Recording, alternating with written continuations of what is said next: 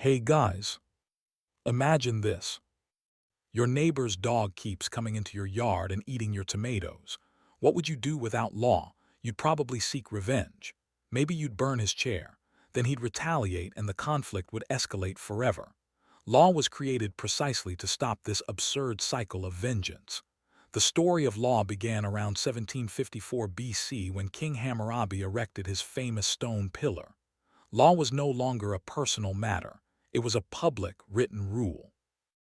Its aim was to bring order, but ironically, it also invented a new kind of injustice.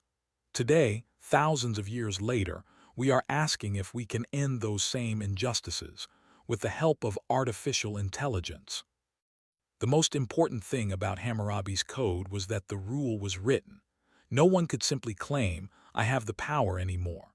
However, this first system was immediately unfair. The penalty given to a noble differed from that given to a slave. Law progressed. Roman law gave us concepts like contracts and property. The Magna Carta taught us that even the ruler must follow the law. Over time, these developments defined what a crime is, how penalties, imprisonment, fines, etc., are given, and most importantly, how the state protects citizen rights through constitutions.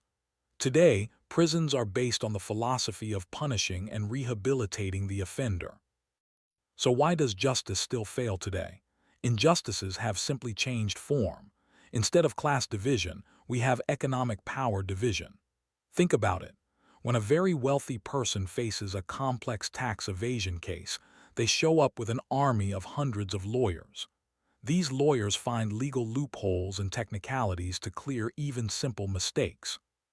Conversely, someone from a lower income bracket who commits a minor theft faces the full severity of the law with a single, state-appointed lawyer, or sometimes none at all. The law is the same for everyone, but the defense is not. Judicial processes are so slow and expensive that access to justice becomes a luxury. Sometimes even a judge's mood on a given day can influence the verdict. In short, law ended chaos but created a new labyrinth of injustice within itself.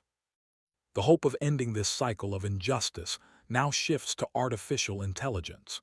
In theory, an AI judge removes the influence of both money and the judge's mood.